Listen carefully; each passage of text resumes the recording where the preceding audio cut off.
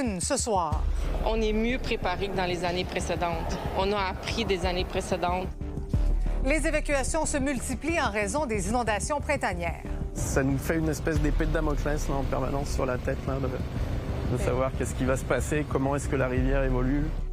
Conflit au Moyen-Orient entre incertitude et tension, le détroit d'Ormuz toujours paralysé. Opening the Strait of Hormuz by force, that's an entirely different issue. Iranians now know they've got a real strategic asset, more useful than a nuclear weapon.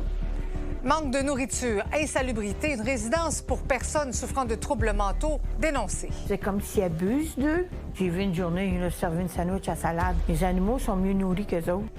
Il est 17 h, voici votre Nouveau Info.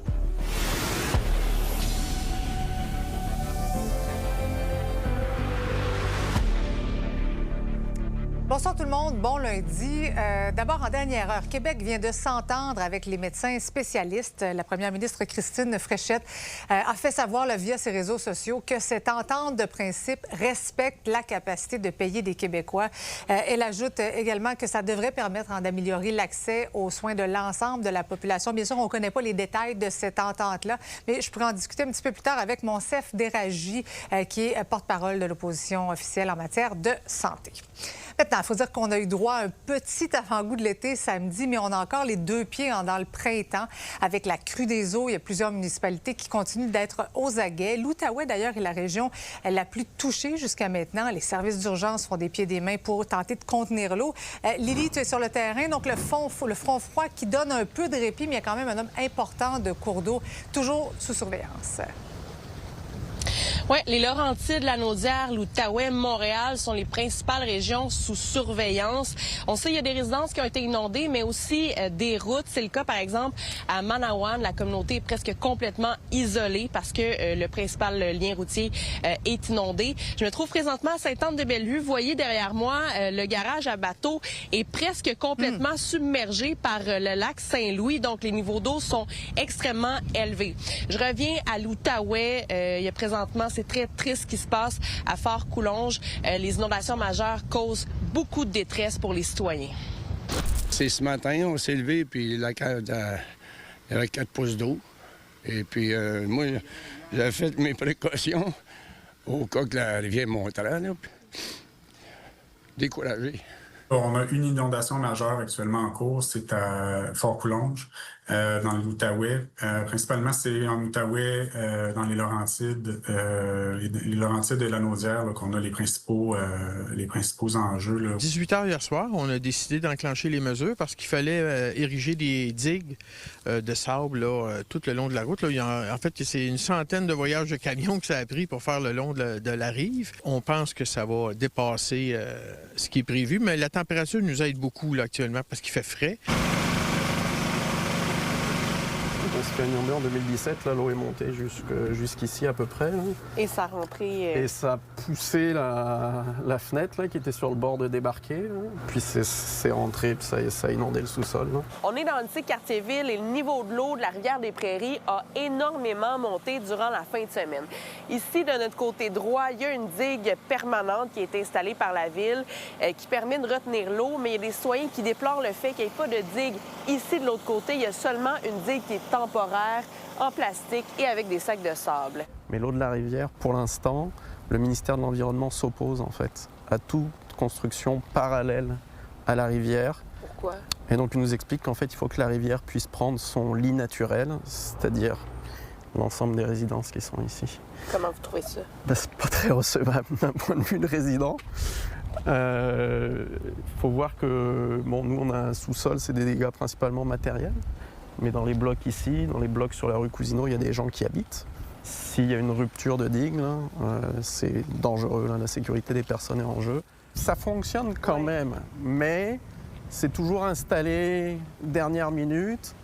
Hier, l'eau commençait à monter, l'égout ici commençait à saturer. Il a fallu qu'on se mette tous les résidents à essayer de protéger les garages ici au plus vite. Est-ce que vous dormez bien présentement?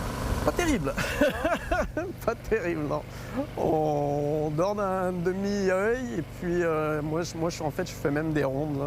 Je me lève au milieu de la nuit là, puis je vais vérifier qu'effectivement l'eau est toujours à un niveau satisfaisant. La bonne nouvelle, c'est qu'il y a très peu de précipitations de pluie qui sont prévues cette semaine. Par contre, le nord des Laurentides et l'Abitibi-Témiscamingue pourraient recevoir quelques flocons dès ce soir. À Montréal, Élie Mercure, pour Nouveau Info.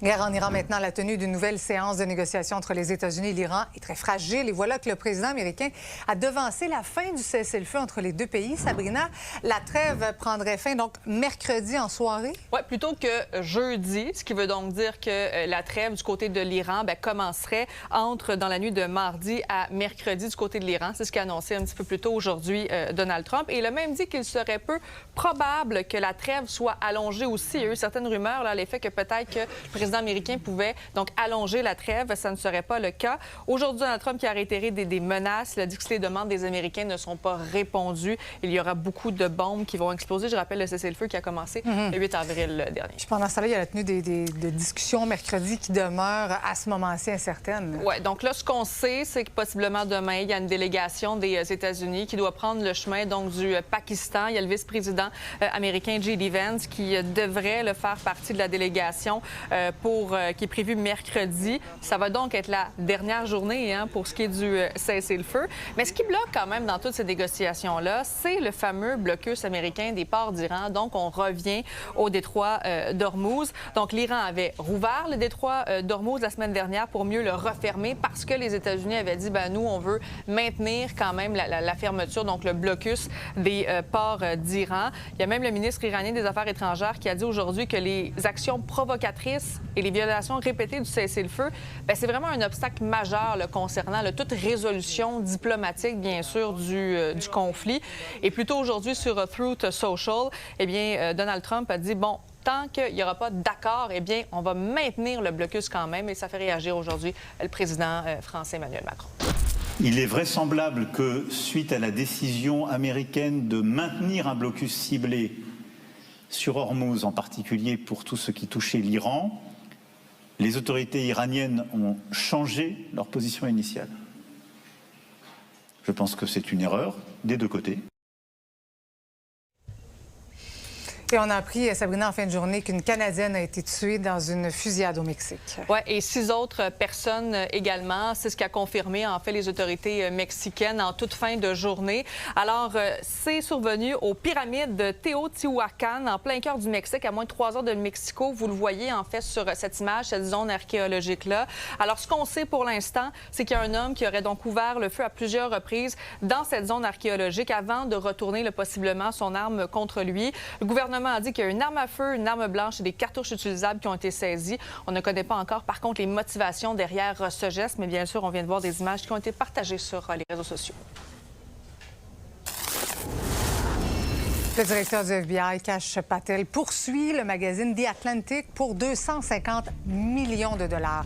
Le média a publié un article vendredi dernier évoquant sa consommation excessive d'alcool et sa mauvaise gestion. La journaliste affirme que l'Agence fédérale et le ministère de la Justice sont préoccupés par le comportement de Kash Patel. Les allégations que le dirigeant du FBI nie catégoriquement. Le magazine a déclaré que l'action en justice est sans fondement. Une nouvelle fait réagir. Vous avez un sujet d'enquête à nous transmettre. Je vous invite à m'écrire par courriel. Vous voyez mon adresse présentement à l'écran.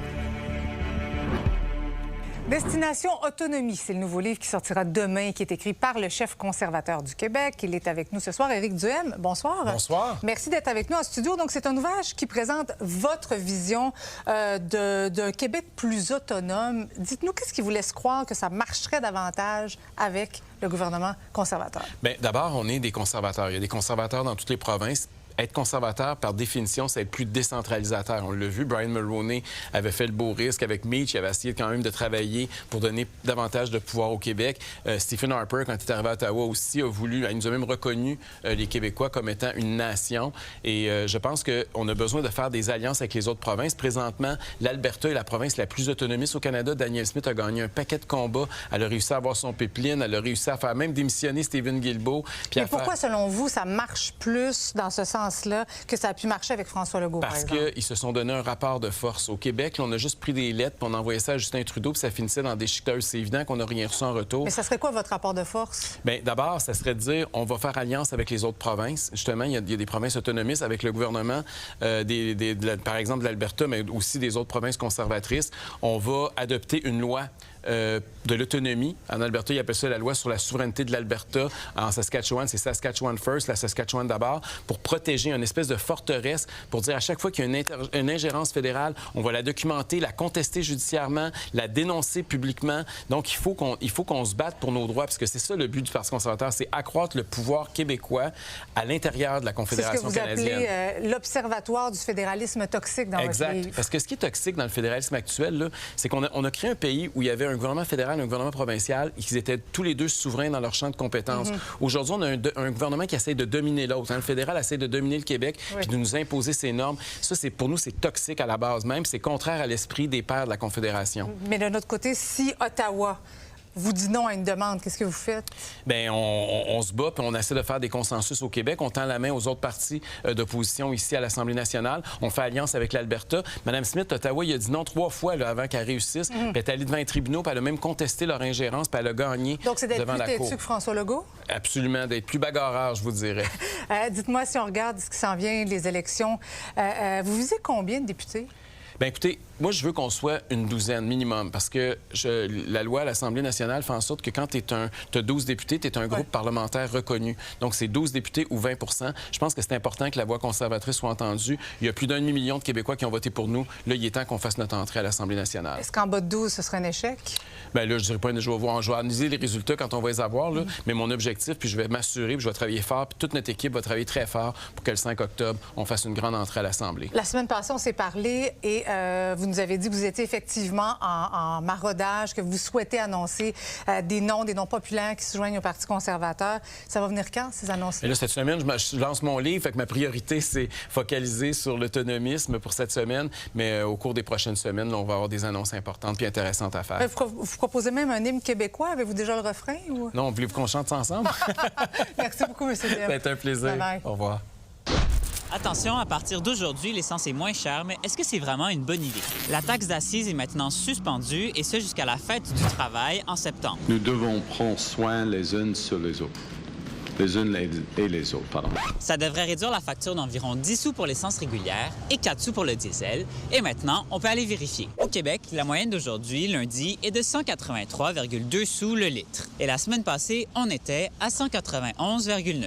Bon, maintenant, un peu de mathématiques. Ça fait une différence de 8,7 sous le litre. Donc, si on fait un plein de 50 litres, c'est environ 4,35 $.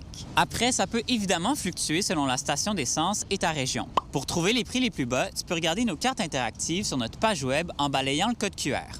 Tout ça, ça fait le bonheur de plusieurs pour économiser de l'argent sur le déplacement et ça pourrait aider à ralentir l'inflation. Sauf que ça va coûter 2,4 milliards de dollars au pays et certains craignent que cet argent ne retombe pas nécessairement dans les poches des consommateurs. Non, c'est une très mauvaise idée parce que ça n'adresse pas l'enjeu principal qui est la dépendance au pétrole. Les prix fluctuent de manière très importante, beaucoup plus que les 10 sous qu'on a enlevés.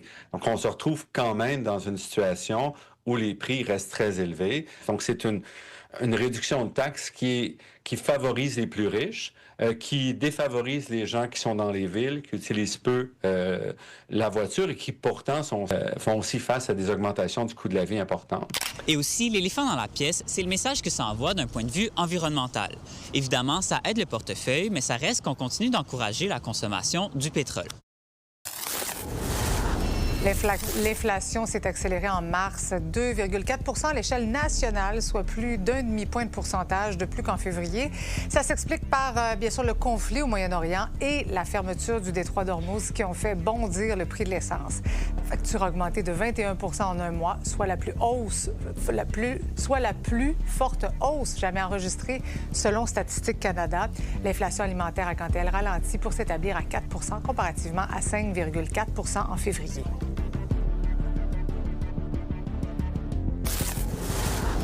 En cette semaine de don d'organes, Nouveau Info a rencontré un double greffé âgé de 37 ans. Si vous doutez de l'importance de signer votre carte, dites-vous que ça peut sauver jusqu'à 8 vies. Éric Dufresne. Oui, bien, mon nom, c'est François Rousseau. J'ai 38 ans, puis récemment, j'ai reçu une double greffe. C'est à quel âge tu as commencé à être malade, tes premiers problèmes de santé? En fait, c'est à l'âge de 17 ans. C'est l'âge où j'ai été diagnostiqué diabétique de type 1. Pour pas vraiment de raison apparente. J'étais vraiment actif. J'ai fait tout le temps du sport. Je bougeais beaucoup. Puis c'est arrivé d'un coup comme ça. Je faisais du snowboard, du skateboard, beaucoup de musique. Suite au diabète, est-ce qu'il y a eu des complications? Est-ce que ça l'a mené vers d'autres choses? Oui, les complications sont arrivées un peu plus tard dans ma vie. Je dirais à peu près début trentaine environ, au niveau des yeux et au niveau des reins. C'est arrivé subitement. J'ai eu des espèces de périodes de cécité assez intenses. En fait, ce qu'il faut savoir, c'est que les problèmes de reins sont arrivés à cause du diabète de type 1. C'est une maladie dégénérative qui affecte les autres organes dans le corps. Est-ce que tu peux me parler du procédé de double greffe? Comment ça t'a été amené, ça? À cause de mon âge, je suis relativement jeune, comme on pourrait dire. En fait, on m'a dit que j'étais un bon candidat pour recevoir une double greffe, soit un pancréas et un rein. En fait, si j'avais pris l'option d'avoir une greffe de rein, il n'y avait pas... je veux dire, le diabète, ça continue quand même à ravager. Donc, le greffon du rein aurait pu durer moins longtemps. En réglant le problème du diabète, on préserve le greffon. Selon Transplant Québec, qui vient de dévoiler son bilan 2025, 196 donneurs décédés ont permis de transplanter 617 organes dans la dernière année. Il s'est passé combien de temps entre le moment que tu as commencé à faire de la dialyse jusqu'à l'appel pour dire « Monsieur Rousseau, on a un donneur ». Il s'est passé 2 ans et demi environ. J'étais en hémodialyse. Ça impliquait que je me rende à l'hôpital 3 fois par semaine pendant des séances de 4 heures. Je me rappelle, c'était le 16 novembre 2025. J'étais à un lunch avec des amis, puis j'ai reçu l'appel me disant « On a un donneur compatible. L'opération peut se faire dans 4 jours. » La réaction, ça a été quoi? C'est un peu indescriptible parce que c'est tellement arrivé comme... d'un coup, j'étais avec ma copine, puis on était ébahis. Beaucoup d'émotions on est dans un processus comme ça, on n'a comme pas le choix de laisser ça entre les mains des spécialistes, des médecins. Moi, j'ai fait confiance sur toute la ligne. Aujourd'hui, je me sens top shape, comme on dit. Je me sens beaucoup mieux physiquement. J'ai déjà recommencé à aller à la salle d'entraînement. Ce que je voulais retrouver dans tout ça, c'était mon énergie. Qu'est-ce que tu peux me dire à propos du don d'organes? En fait, le considérer. On pense souvent, mettons, le don d'organes, le rein, ça vient souvent en premier. Il y a aussi les poumons, il y a le foie, il y a la peau. Donc, tu sais, c'est vraiment... ça peut redonner une qualité de vie à des individus qui en ont besoin. En date du 31 décembre 2025, c'est 898 personnes qui sont en attente d'une greffe d'organes qui pourrait changer leur vie. À Trois-Rivières, Éric Dufresne pour Nouveau Info.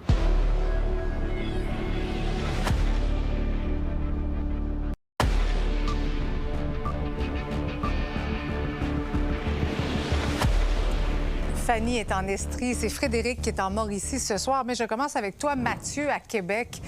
Les Québécois qui sont de plus en plus serrés financièrement, c'est pas la première fois qu'on le dit, mais à un point tel que plusieurs craignent de ne pas pouvoir rembourser l'impôt. Oui, Marie-Christine, la firme de services financiers MNP, à tous les 3 mois, mesure l'humeur économique des Québécois, mesure celle aussi de tous les Canadiens. Et malheureusement, c'est ici au Québec que les gens ont la plus faible marge de manœuvre au pays. Et là, aujourd'hui, on apprend que l'inflation a fait un sacré bond dans les dernières semaines. On le voit tous, évidemment, à la station-service et à l'épicerie. Mais ça se pourrait que la Banque du Canada décide d'augmenter les taux d'intérêt pour essayer de rabattre ça. Marie-Christine, si c'est ce qui arrive, si l'inflation et les taux se remettent à monter en même temps, le dernier sondage MNP nous apprend qu'on a des citoyens qui s'en vont directement dans le mur. En fait, 40 disent qu'ils vont faire faillite si les taux d'intérêt montent. Parce que, évidemment, ça peut toucher tout le monde et de plus en plus les plus fortunés. Même ceux qui payent de l'impôt, c'est-à-dire les gens qui ont un peu plus de revenus, disent aujourd'hui qu'ils vont avoir de la misère à payer ce qu'ils doivent au fisc. Une statistique qui est un peu surprenante, 17 des répondants ont dit qu'il y aurait de la difficulté ou une incapacité à faire face à leur charge d'impôt qui est due. J'ai 9 des gens qui disent en plus d'avoir la difficulté, il faudrait que j'emprunte pour y arriver. Et j'ai un 15 qui dit pour payer mes impôts, il va falloir que je pige dans mon épargne. en soi. Donc, on se rend compte que peu importe quelle langue qu'on prend, les Québécois sont à côté. À côté, oui. Et une dernière statistique, 2/3 des Québécois disent qu'ils réfléchissent plus longtemps et retardent des dépenses importantes à cause de l'incertitude. Quand on en arrive là, la récession est jamais très loin. Pas évident. Merci, Mathieu. Maintenant, Frédéric, plusieurs élus qui s'allient pour sauver une centaine d'emplois à risque en raison de la faillite d'une entreprise de Yamachiche.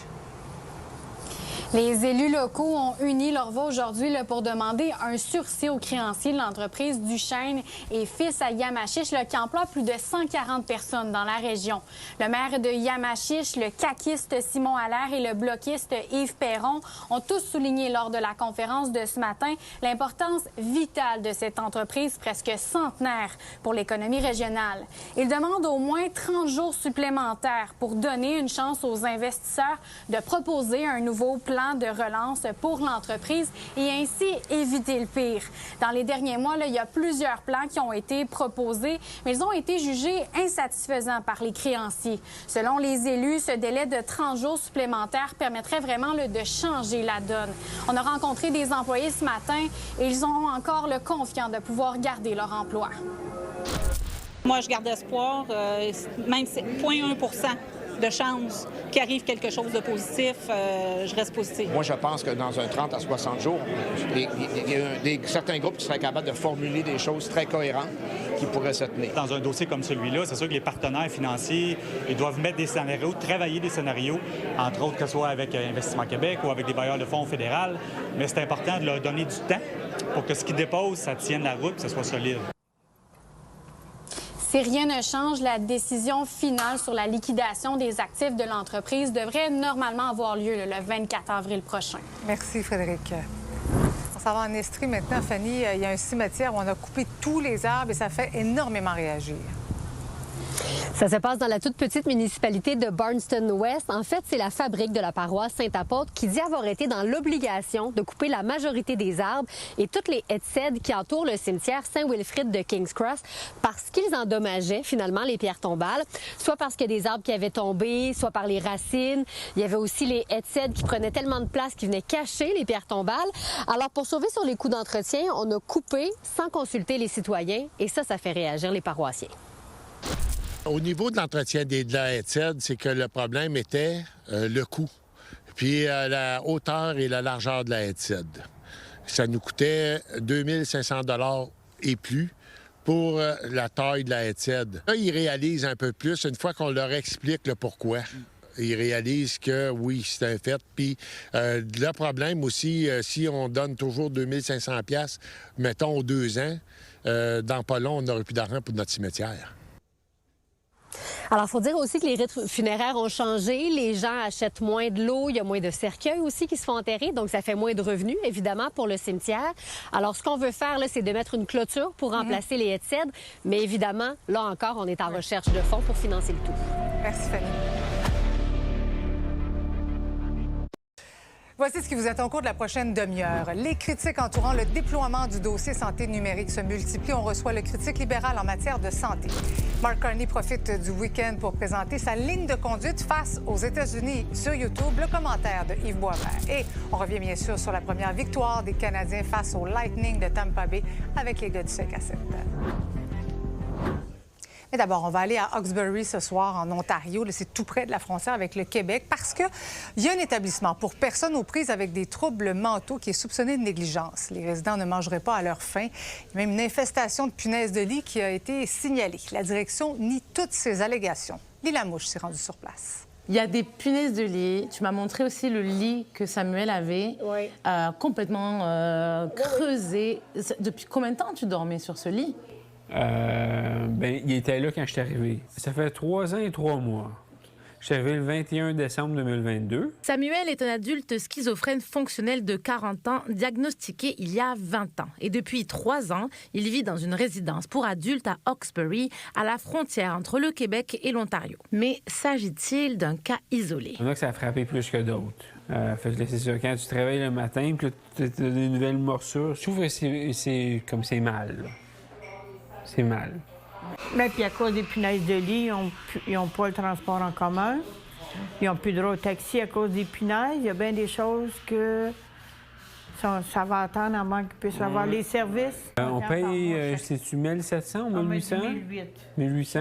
C'est mon chez nous. C'est comme s'ils abusent d'eux. J'ai vu une journée, il a servi une sandwich à salade. Je me dis, c'est pas parce que des personnes en santé qui ont des problèmes de santé mentale qui n'ont pas le droit d'être bien nourries, bien traitées. Parce que j'ai souvent dit, je dis aux gens maintenant, mes animaux sont mieux nourris qu'eux autres. Le problème ne daterait pas d'hier. Une ancienne cuisinière m'a confié que dans les 3 résidences que possède le propriétaire, la malnutrition et les punaises de lit sont vraiment un problème ignoré. Tu sais, quand ils viennent te voir, là, puis ils ont bien presque les larmes aux yeux à cause qu'ils ont faim, là. Écoute, à un moment donné, là, je travaillais pour les nourrir, là. On recevait une caisse de viande, mais il fallait la splitter la caisse de viande entre les 3 résidences. J'ai tout essayé, là. J'ai les dit au bureau de santé, mais là, j'étais juste rendu écœurée, j'ai lâché. Ah, c'est le matelas de Samuel, là. Thinking to talk with the manager if possible. Okay.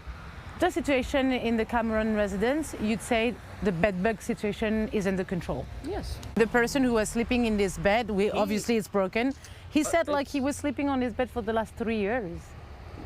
So why they not come to 3 years? And he said he asked for a change, yeah. So everything's fine. Everything's You have nothing to worry about in terms of if the health department come and check out. Ben, moi, je trouve qu'avec le manque de nutrition, je peux dire que je trouve que ça affecte le moral à tout le monde. En essayant de rencontrer le propriétaire, j'ai découvert que celui-ci était en poste depuis 4 mois seulement. J'ai donc recherché l'ancien propriétaire qui a nié les accusations. Vous n'êtes plus le propriétaire depuis décembre 2025. Je ne suis plus le propriétaire, je ne sais pas ce qui se passe là-bas. OK. Mais en tout cas, de votre temps, il n'y avait pas de problème de négligence ou quoi que ce soit? Je ne peux pas dire... Non, pas de négligence. Jamais eu de problème de négligence. Le propriétaire actuel n'a pas accepté de nous parler à la caméra, mais il nous a partagé par email concernant les punaises de lit. Un organisme est chargé de la situation. Nous avons installé des alaises imperméables sur les lits et nous sommes en pourparlers avec des entreprises et des fermiers locaux pour la nourriture. Alors de son côté, le bureau de santé de l'Est ontarien m'a affirmé travailler à résoudre les préoccupations et certaines améliorations ont été constatées. À Hawkesbury, Lila Mouche pour Nouveau Info.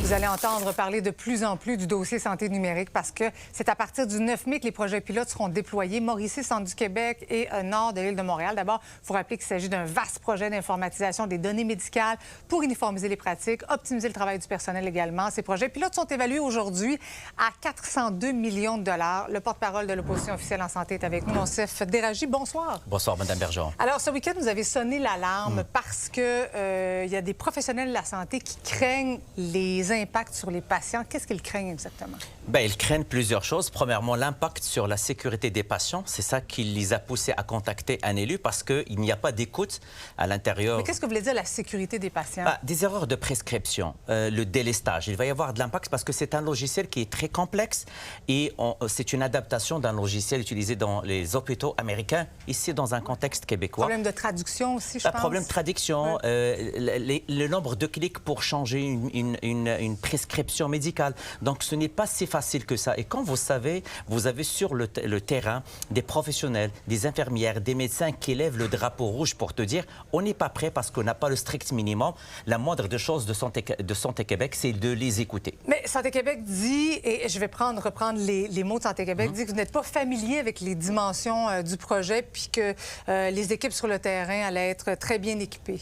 Bien, c'est le contraire qui a été dit aujourd'hui par les docteurs qui ont pris la parole publiquement pour dénoncer la loi de l'omerta à l'intérieur du CIE, c'est qu'ils sont incapables de parler avec les responsables. Les responsables n'écoutent pas leurs préoccupations et je pense que les personnes responsables de Santé Québec qui ne sont pas encore familiers, parce qu'il ne faut pas oublier, Santé Québec vient d'être créé et les CIUS, ils ont leur façon, leur méthode de travail, mais malheureusement, il n'y a pas d'écoute. Oui, mais d'un autre côté, il faut moderniser ces systèmes-là. Je pense encore au fax et tout ça.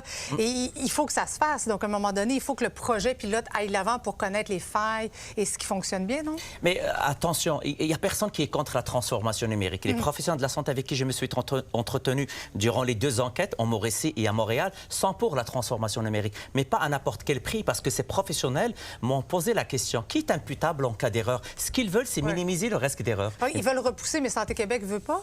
Premièrement, il faut reporter, mais avec des conditions.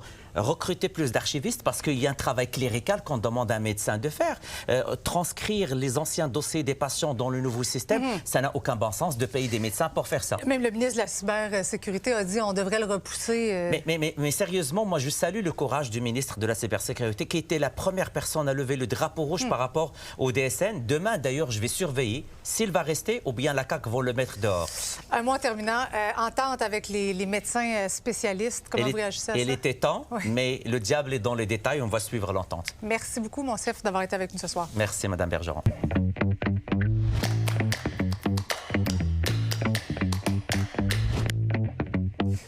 Salut Yves. Salut Marie-Christine. Oui, quand même, bonne nouvelle, cette entente-là, mais on n'a pas les détails, bien sûr. Ça doit être entériné avant qu'on puisse connaître les détails avec les médecins spécialistes. Mais Yves, parler du premier ministre Carney qui se tourne vers YouTube pour faire passer ses messages. Comment tu analyses ça, toi? D'abord, on a vu depuis qu'il est arrivé en politique, il a étonné beaucoup de gens par son habileté. Plusieurs pensaient que c'était un banquier pas très habile en politique, un peu maladroit, un peu terne. Mais finalement, en tout cas, il est entouré de gens qui savent utiliser les médias sociaux.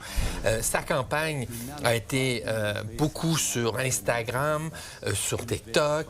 Et là, il communique, c'est pas nouveau. Hein? Mais il fait pas beaucoup d'entrevues avec les médias traditionnels. Il contourne beaucoup les médias. Il ne donne presque pas d'entrevues. Il en donne quelques-unes à Radio-Canada. C'est plus facile de faire passer son message quand il n'y a pas un journaliste pour poser des questions. Bien sûr, mais c'est vieux comme le monde depuis que la radio existe et après ça, la télévision. Donc, de s'adresser directement aux électeurs. Mais il cible quelle audience? Il cible tous les Canadiens qui... En fait, je pense qu'il essaie, depuis le début, de donner l'impression qu'il gouverne une sorte de cabinet de guerre. Peut-être un peu exagéré comme expression, mais... ce qu'il envoie comme message, c'est il y a une tempête, c'est difficile, ça va pas bien. Les États-Unis sont imprévisibles, leur président, en fait, et moi, je suis calme. Et très intéressant de voir que, évidemment, il se réfère à son expérience d'ancien banquier. Donc, la Banque centrale du Canada et ensuite la Banque centrale d'Angleterre. Très rationnel. Oui, mais en rappelant les crises qu'il y a eu. Parce qu'en 2008, il y a eu une énorme crise financière et il était au cœur de ça. Et donc, lui, c'est l'homme rationnel à côté d'un président irrationnel. Et moi, je vais trouver le moyen de réorganiser l'économie mondiale avec les puissances moyennes. On va faire des ententes avec l'Amérique du Sud, avec l'Europe, avec l'Asie. Parce que, et ça, c'est une phrase qu'il utilise souvent, ce qu'on pensait être notre plus grande force est devenu notre faiblesse. C'est quoi? C'est notre alliance avec le pays le plus puissant du monde. Donc, alliance économique, alliance militaire. Mais à partir du moment où ce pays-là, les États-Unis, n'est plus fiable... C'est eux de se vanter que c'est notre être aussi allié, lié, être aussi intégré avec un pays comme ça, ça devient une faiblesse. Est-ce que c'est efficace comme message? Je pense que oui, et c'est la continuation de son message. Et il a été dans le Time Magazine également. Oui, il a été parmi considéré les 100 personnes les plus influentes au monde. Et c'est la directrice, la présidente de la Banque européenne, Christine Lagarde, qui a fait son éloge dans ce magazine-là. Il a vraiment une portée internationale qu'on mesure peut-être pas totalement jusqu'ici. Alors là, il continue à faire sa promotion et à vanter son gouvernement. Merci Yves. À demain. À demain. C'est aujourd'hui qu'on célèbre la Journée internationale du cannabis, 7 ans après la légalisation. Quelle est la place occupée par le marché illégal? Les détails au retour.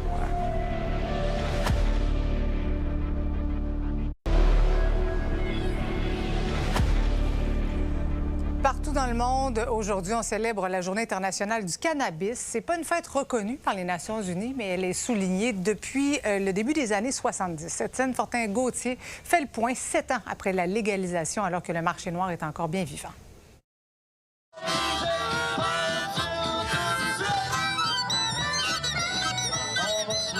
Cette grande célébration du cannabis continue d'être hyper populaire à Montréal.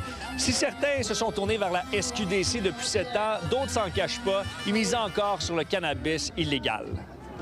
cannabis SQDC légal ou le marché noir est encore un peu présent? Les deux. Oui? Les deux, ça dépend. Pourquoi? C'est quoi les critiques contre la SQDC? Ben, c'est pour ouvert la nuit. Moi, je travaille de nuit. Ben, tu peux pas enlever un marché noir, là. C'est là depuis des années, puis des années, puis des années. Get back on your feet again. Le bloc pot, ça existe encore? Bien, certainement, j'en suis le chef. SQDC, qu'est-ce qu'elle devrait changer pour répondre à vos attentes? Bien, la SQDC elle-même n'a pas changé. C'est la loi qui l'orchestre qui devrait changer. Il devrait simplement aller voir dans les autres provinces qu'est-ce qu'ils font. Je ne pointerai pas un seul élément. C'est l'ensemble de tout ce qui se mange. On trouve que ça devrait exister. On va plus loin. On voudrait même qu'il y ait des restaurants qui puissent offrir tout simplement un plat qui est infusé. En même temps, récemment, la SQDC offrait la sauce à poutine au cannabis. Oui, mais...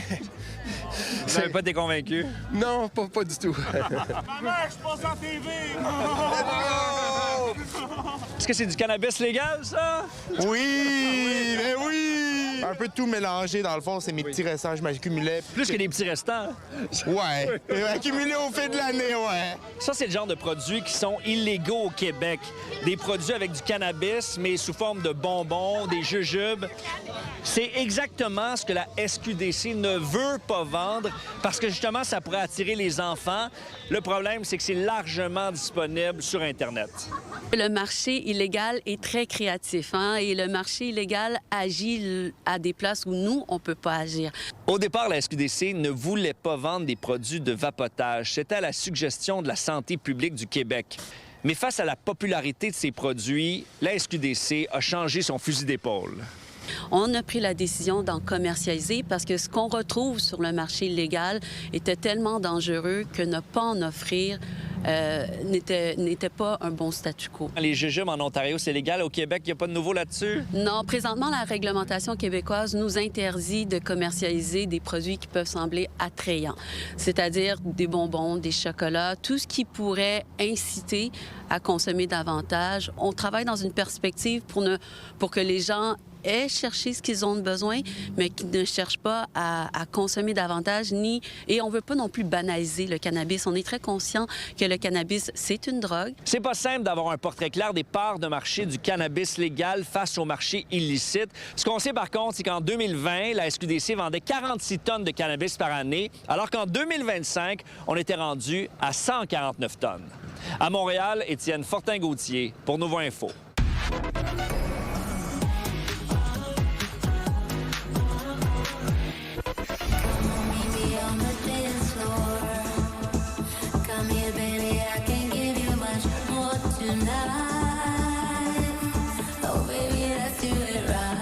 Bonsoir, Alex. Bon lundi, Marie-Christine. Alors, deux grandes divas qui sont de retour et qui ont pris d'assaut le palmarès mondial ce week-end. Oui, ça a été un gros week-end pour à la fois Madonna et Céline Dion. D'abord, Madonna qui a sorti un premier extrait de Confession 2, son prochain album qui sortira en juillet. L'extrait s'appelle I Feel So Free, vendredi. Alors, et après ça, ça a été l'apparition, bien sûr, à Coachella, vendredi soir, dans le spectacle de Sabrina Carpenter. Et si on compile iTunes mondial, eux autres compilent au jour le jour. Donc, tout ce qui se vend dans le monde au jour le jour. Donc, Madonna, numéro 1 samedi et numéro 1 aussi dimanche.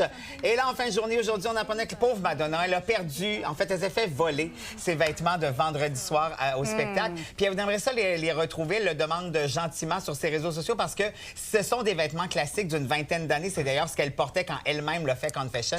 Il y a une vingtaine d'années, exactement. Du côté de Céline qui a sorti aussi Dansons vendredi. Alors, du côté du palmarès de iTunes, eh bien, elle a fait son entrée en 8e position samedi.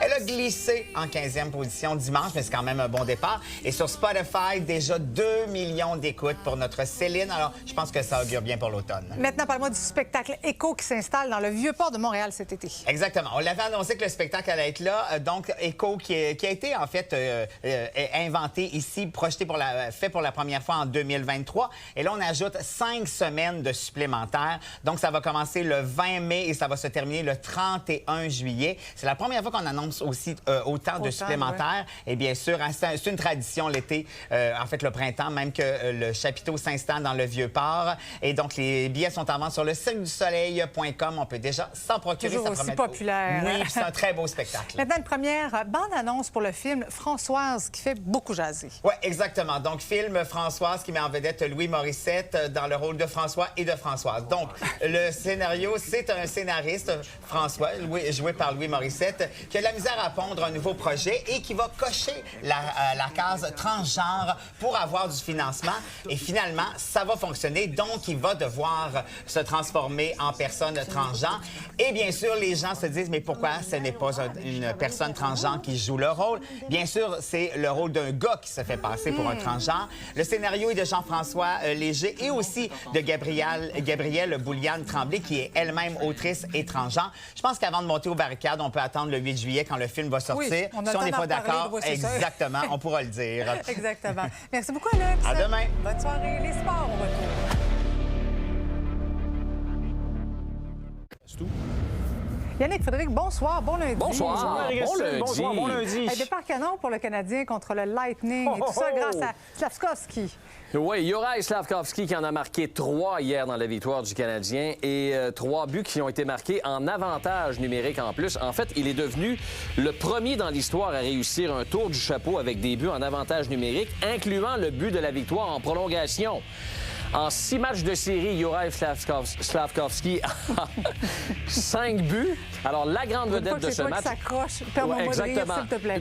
Ben oui, vas-y, gêne-toi pas. Josh Anderson a marqué l'autre but. Jakub Dobeš a été excellent. Ça a été un match robuste. Il y a eu 86 mises en échec au cours de cette rencontre. Josh Anderson, entre autres, qui en a donné 4 contre le défenseur québécois Charles-Édouard Dastou. Charles-Édouard Dastou, qui a quitté la rencontre, n'est pas revenu et est un cas incertain pour la rencontre de demain. On reçoit beaucoup de photos également de gens là, qui veulent nous prouver leur amour pour le Canadien de Montréal. On t'en présente une comme ça. C'est Lucie Goujon qui nous l'a envoyée. Une photo donc de ses 2 petits-fils, Jacob et Jason. Ce sont des jumeaux de bientôt 10 ans de...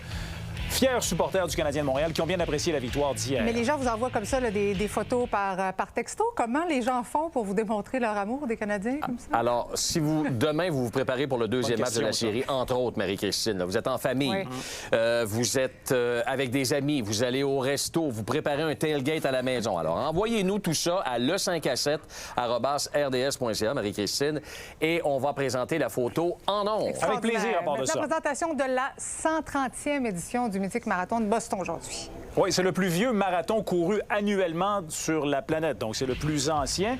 Et il a été gagné par le Kenyan John Korir. C'est un nom prédestiné. Il a battu le record de plusieurs de parcours grâce à un vent favorable de dos. 2 heures 1 minute 42 secondes. Donc, il a défendu son titre. C'est le 5e marathon le plus rapide de tous les temps. Et chez les femmes, c'est Sharon Lokedi qui l'a emporté également. Donc, elle est championne également pour une 2e année de suite. Chacun remporte 150 000 $ américains, plus 50 000 $ comme bonus pour avoir battu le record. Et on le dit souvent, Marie-Christine, rien ne sert de courir, il faut partir à point. Mais parlant de course, moi, je ne veux pas vous relancer, Yannick et Fred, là, mais regardez celui qui a pulvérisé un record au demi-marathon. Ça se passe à Pékin.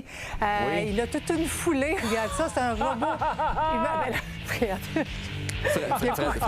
C'est drôle, mais quand même. Il a couru... Non, mais... C'est une police montée, ça, Marie-Christine? Non, c'est un robot humanoïde qui a fait son demi-marathon en 50 minutes 26 secondes. Wow! Il faut dire qu'il y a des jambes quand même de 95 cm. Tu sais quoi son nom? Puis je suis sûre qu'il ne sera pas apprécié au Québec. Il s'appelle Lightning. Donc, bien heureux, ce Lightning qui a gagné ce demi-marathon. Donc, tu as regardé ça en fin de semaine, toi, j'imagine, à la maison? Oui, j'écoute ça, c'est sûr. Mais je trouve ça dommage qu'il n'y ait pas de bras, par exemple. T'as-tu remarqué qu'il n'y a pas de main? Bien, il y en a des tout petits, mais il a quand même réussi un record du monde, autrement dit, parce que c'est 4 minutes plus rapide que le record d'un humain. C'est ça. Puis en terminant, est-ce que vous me parlez de champion de tennis? On n'a pas le temps, mais on va garder ça. On peut bien, mais malheureusement, je pense qu'on n'a pas le temps. Merci d'intervenir de cette façon-là et de nous montrer ces images-là inédites. On attend vos photos, tout le monde. Salut, bye. Salut, OK, bye-bye. Christine Fréchette va dévoiler la composition de son cabinet demain à 14 h.